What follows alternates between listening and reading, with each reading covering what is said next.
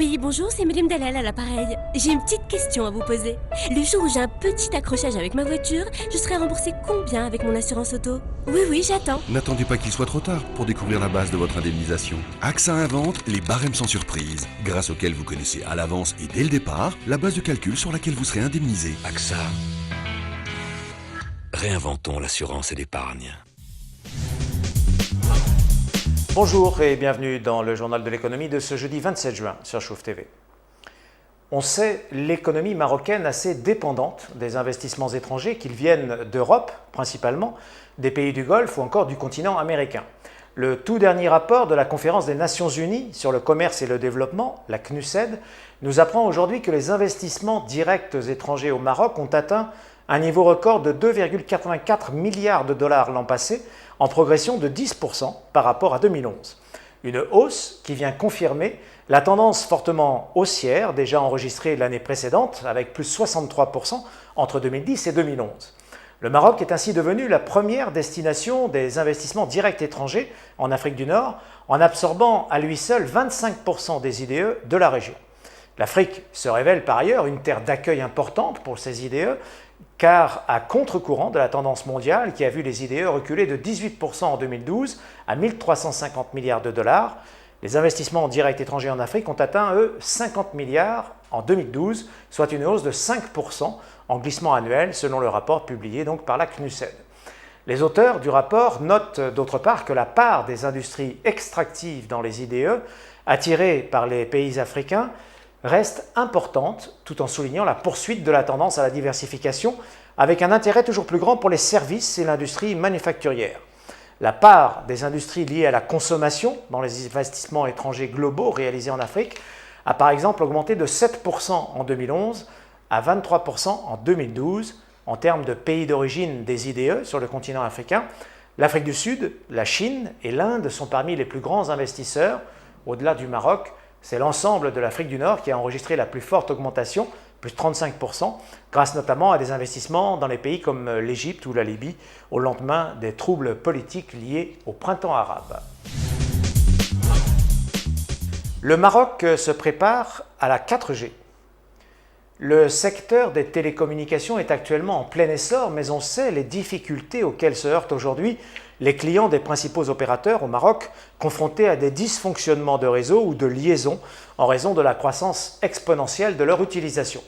Face à la pression du marché, le gouvernement vient donc de donner son accord pour que l'Agence nationale de régulation des télécommunications, l'ANRT, lance très prochainement un appel d'offres en vue de l'octroi des licences 4G d'ici à la fin de cette année.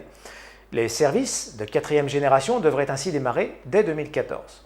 Selon Asdin Al-Moutassir, le président de la NRT, ce sont bien les plaintes de la clientèle sur la qualité actuelle des services 3G qui ont convaincu le gouvernement de donner son accord pour l'installation prochaine de ce réseau dans le pays. Le Maroc entend ainsi améliorer la qualité de ses services mobiles et Internet et renforcer par ailleurs la couverture nationale en haut débit dans les zones rurales toujours soumises à l'enclavement. La 4G n'est toutefois qu'une étape du plan national de 10 ans qui devrait permettre de disposer d'un circuit haut débit grâce notamment à la fibre optique. Le PDG d'Orange confirme son intérêt pour Maroc Télécom. Dans un entretien accordé au magazine français L'Expansion, Stéphane Richard, le patron du groupe Orange, dont on dit qu'il a été officiellement sollicité pour présenter une offre alternative à Etisalat pour la reprise des actions de Vivendi au sein de Maroc Télécom, estime, je cite, que Maroc Télécom est stratégiquement intéressant pour nous, mais pas indispensable. C'est pour moi, dit-il, une opportunité claire, puisque cela rentre dans notre stratégie en Afrique et permettrait notamment de rentrer au Burkina Faso et en Mauritanie. Mais nous avons tout à fait les moyens de nous développer seuls là-bas, prétend-il. Et de confirmer par ailleurs qu'il étudierait l'opportunité si elle se présentait, mais pas à n'importe quel prix.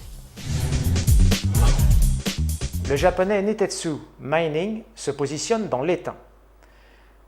Le japonais Nitetsu Mining vient de faire son entrée dans le projet minier d'étain d'Archmar au Maroc, un projet développé depuis 2011 par l'Australien Casbah Resources. Un protocole d'entente a été signé hier par les deux sociétés et selon les termes de cet accord, le japonais versera 7,25 millions de dollars pour acquérir une participation de 5% dans ce projet d'étain situé à 40 km au sud-ouest de Meknès, dans la région d'El Hajeb. Le japonais prendra 5% des parts du holding en charge des mines Harma et il aura droit, toujours selon cet accord, à un minimum de 5% de la production. Un nouveau constructeur automobile au Maroc d'ici à 3 ans.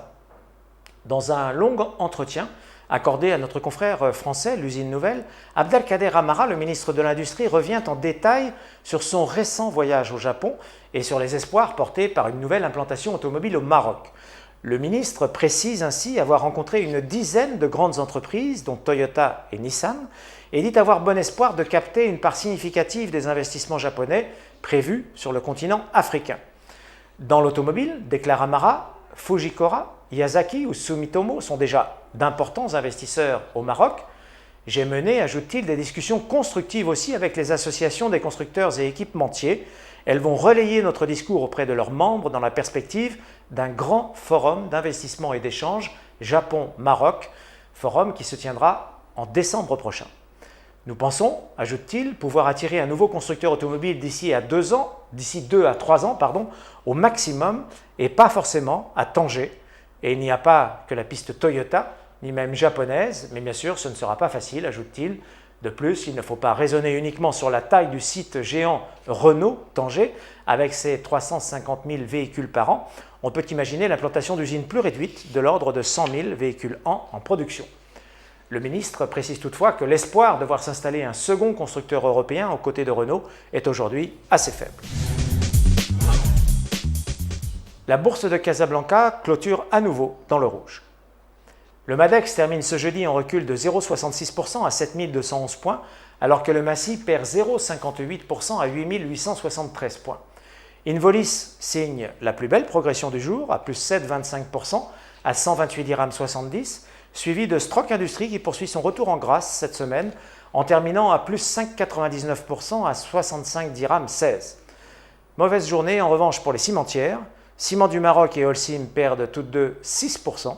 Ciment du Maroc à 620 dirhams 40 et Holcim à 1646 dirhams.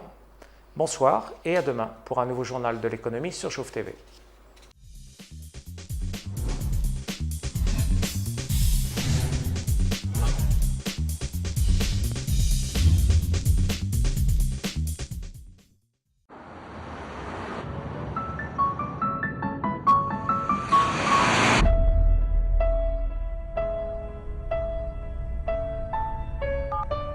Oui, bonjour, c'est Madame Dalal à l'appareil. J'ai une petite question à vous poser. Le jour où j'ai un petit accrochage avec ma voiture, je serai remboursée combien avec mon assurance auto? Oui, j'attends. N'attendez pas qu'il soit trop tard pour découvrir la base de votre indemnisation. AXA invente les barèmes sans surprise, grâce auxquels vous connaissez à l'avance et dès le départ la base de calcul sur laquelle vous serez indemnisé. AXA. Réinventons l'assurance et l'épargne.